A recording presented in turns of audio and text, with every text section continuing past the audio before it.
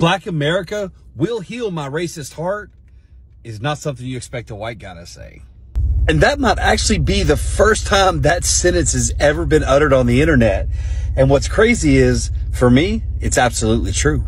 And if you're not aware of my backstory, let me catch you up real quick. I was born in a small town in Arkansas, an environment where racist ideology was taught to me. It was conditioned. It was all I knew. And I lived that way for a very long time without even knowing I could think differently or how to accomplish it. Over 20 years ago, I caught an infection and had a major operation, was given a lot of pain pills, and developed a massive drug addiction to hydrocodone. And I stole to feed my habit. I was caught for it, convicted of a whole bunch of felonies, sentenced to 13 years in prison, did 3 total. But while in prison, I grew close and created a lot of friendships with men who did not look like me and began to hear their stories, and I began to gain perspective. But it wasn't until I got out of prison that I realized all these things had started to change within me, because then I began to see the world as my friends were telling me they lived in. And when that started to happen, I couldn't stay silent any longer. So fast forward to where we are now. Black America will heal my racist heart, because as much as I want to change and be a better human and fight my thought process for the previous 40 years, I still had to overcome subconscious bias. And that's a difficult thing, right? Because it just stays in our brain. But it wasn't until I went out and started doing this HBCU tour just to learn the history. And I started to develop these amazing relationships and friendships with men and women of the Black American community. And the love and mercy and grace that I've been shown has been like magical. My cup runneth over. Sometimes I feel I'm treated so much better than I deserve. But I realize that with all my flaws, if I can be open and transparent about it, people will accept me because I want to change. I want to be redeemed. And it's just funny that the people that I judged and held stereotypes and prejudices against are the very people that have taught me what it's like to be a damn good human. Have a great day. Good morning, Africans, or rather black people. Do you think all black people are Africans? Or are all Africans black people? No. All black people are Africans. Yes, but not all Africans are black people. Remember, Africa has the northern part, which is predominantly occupied by those Arabs who came from Middle East. So not all Africans are blacks, but all blacks are Africans. Yeah. I'm at the kitchen right now. I want to make some tea. Yeah, it's on a Saturday. And here's how I spend my day. Oops.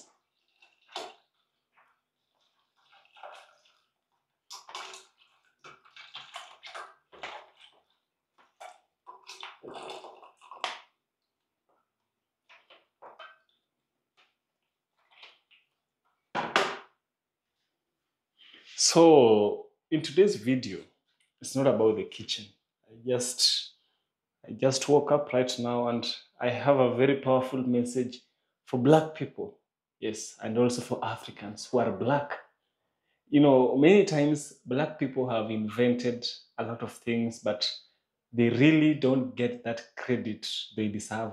We really don't get that credit. The credit goes to white people. When a phenomenon is discovered, it's given a white name.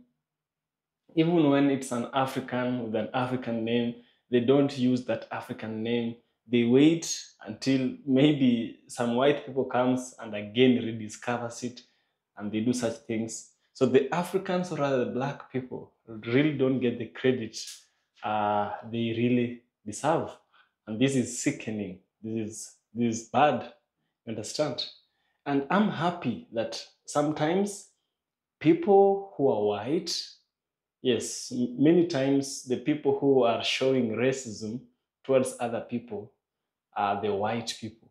The white people in majority of cases. Because I also believe we have reverse racism. But in majority of cases, it's always white against black. But rarely black against white. Okay, you get the notion. So there's a white man who is a reformee from racism. He was detained. He was an addict. He was all those negative things you can imagine an individual who is white does in the United States of America, an individual who is not enlightened. So this brother really brought credit to the black people. He gave the names of black people, their inventions, and he tells the white people to their face, you see these black people whom you see here, these black people have done so much things. And yes, I'm so excited. I'm so happy when an individual comes and speaks in such a way. It really brings hope to my face that indeed we have humanity still going on. Because sometimes racism can be so much, you forget there is humanity. I want us to watch this video, and then I shall give you my thoughts by the end of the video, where we shall also have a deep, critical analysis. As always, let's dive in and let's see what the brother has to say. Let's dive in. Racism causes mental blindness, which comes from the cornerstone of racist ideology, which is you fear what you don't understand. Because that fear of what you don't understand will create insecurity without accountability, which will then manifest itself in the form of stereotypes, prejudice, and bias, thereby rendering you blind. Let me break it down for you. A Karen walks out of Walmart at 8 o'clock on a Wednesday night and it's getting dark outside. And she sees a young black American teenager, a male, walking towards her with his pants sagging. He's got a flat brim ball cap set askew on his head and he's wearing some gold. And Karen's brain is so well trained that within microseconds, that mental image she took of that young black American male teenager will automatically register in the stereotype part of the brain. Once it does that, it kicks over to the prejudice side. It goes down the list of prejudice that you hold against the person that fits that stereotype. And from there, that leads to bias, which is going to dictate your action, whether she just doesn't make eye contact or walks out of her way to avoid him. And what you can't see in that young G with the pants sagging, the flat bill ball cap set askew on his head, wearing gold chains, that he's the valedictorian in his high school, that he's the class president, and that he chose Morehouse over Michigan because he wants to be somebody. And she can't see because her stereotypes created prejudices, which were then validated by our biases, which we all know are just the three kids of insecurity without accountability. And we all know that's a direct result of fearing what you don't understand. Just remember, Black history is American history, and I'll see you on the road. Black people kidnapped their own and sold them into slavery, and it's still going on today. According to T.C. Loves Boats, a.k.a. Don to his family and Donnie to his one friend. But Don, I want to give you a simple economics lesson, my friend. Do you see this behind me? That's a massive cornfield. There's about 40,000 stalks per acre. This is well over 100 acres, so that's going to put it at over 4 million stalks of corn. Let's assume these were Africans who enslaved their own people, and all these stalks is a man or woman that's been enslaved, right? Do you see this road? Do you see how nobody is here to buy corn? That, my friend, is supply without demand. That's not how history happened. We created a demand worldwide with an unquenchable thirst for slavery, for free labor. So stop blaming Africa for the creation of slavery. It's not a good look for you. But Black Americans owned slaves too, damn it. And I knew you were going to go there because at the height of my own racism, that's what I would have said. But I'm going to go ahead and cut you off at the knees. Do not pass go and do not collect $200 because this is going to be about facts over your feelings. Records show there were only about 3,800 Black American slave owners who enslaved other Black American men and women, and there were only about 12,000 of them that were enslaved. And I bet you think slavery ended with the Emancipation Proclamation and the Civil War, but slavery just took on a new form called segregation, Jim Crow, and the 13th Amendment. Black history is American history. You need to go learn you something. The power of Black American history is beautifully unique.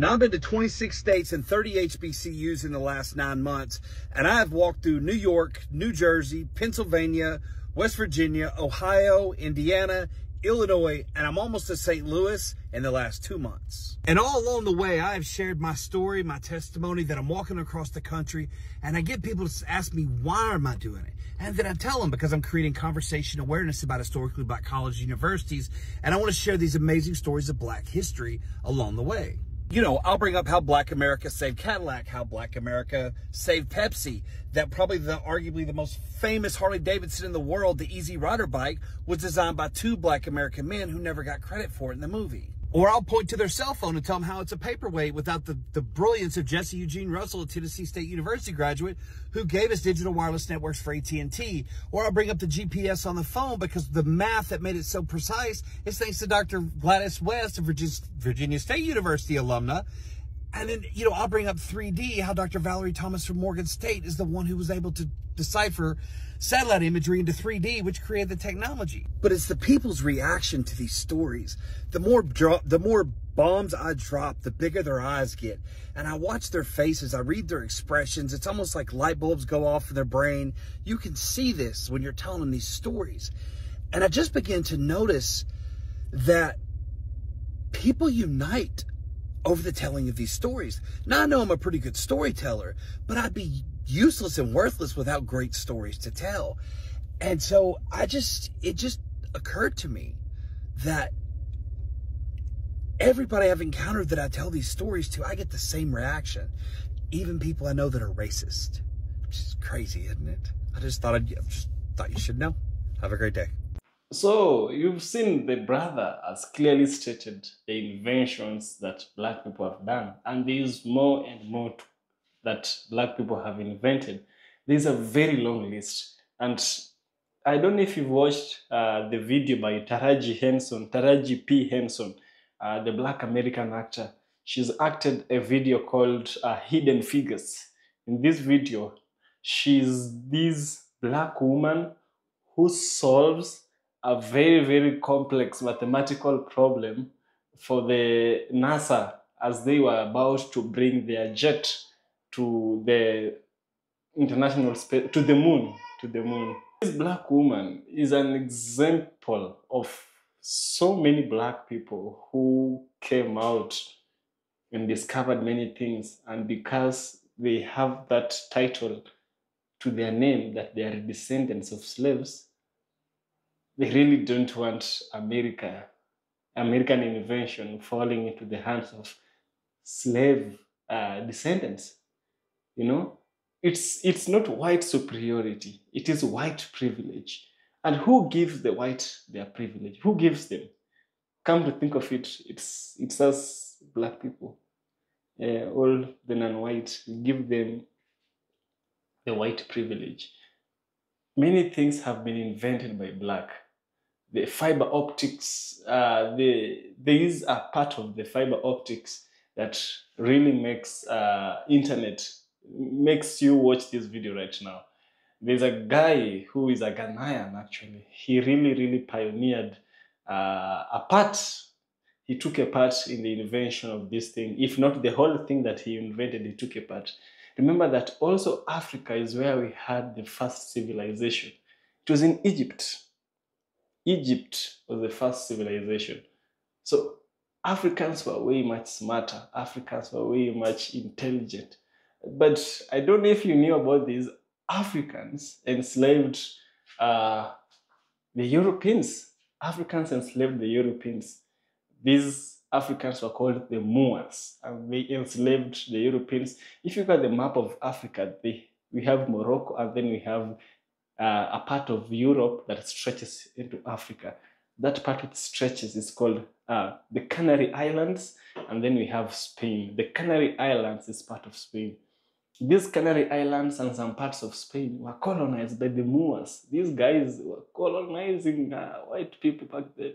But things came to change when the Christians, the Pope, was making invasions. He was invading places. He invaded Spain and whitewashed. They really didn't want the spread of that Moors, because I think the Moors were bringing with them, oh, I'm gonna switch this off and yeah, let's continue. So the Moors, I think they were spreading Islam, and you know, back then it was conquer. So they conquered the white people from Greece. I don't know which part, but they came there and whitewashed the Moors outside. That is just a part to show you that Africans, indeed, we have come a long way. And also, there's a video I did about this professor who was explaining that The first people to go to America, if not the Red Indians, of course the Red Indians went there first. Before Columbus, the Black people were there. And this professor was actually showing that Black people went there with their own technology. Yes, in Africa we had the Dahomey kingdom. In Africa we have the Zulu. In Africa we had the Baganda kingdom. We had kingdoms. We had systems that were working here in Africa. Systems that were working for food, systems that were working for security, systems that were working for fertility. Like God made everything equal, and God made everything for his creation. We are his creations, and we humans are his favorite creations. So what he did, that he provided for everyone. He did not just provide for white people and all that. He brought resources and hid them in the soil. Actually, Africa is one of those continents that have very much resources, if not the continent with the highest number of resources. Yes, Africa. We have been given so much, but our corruption and their white privilege, which is now converted into white superiority, is what is making us poor and go unnoticed. I'm so happy by this individual and how he's come forward and appreciating the inventions that have been done by Black, appreciating the role of the Black Americans in creating the United States of America to what it is today. The United States of America was built by the Black people. The United States of America was built by those people who were enslaved. Yes, slavery came there to provide labor, and this labor was used to build America. That's all I have to share with you today. I'm gonna continue preparing my tea. I shall see you in the next video, or maybe tomorrow. Yeah, it's on a Saturday. Thanks for watching. This is EFK Original Documentaries. Subscribe, I will so much appreciate. See you in the next one.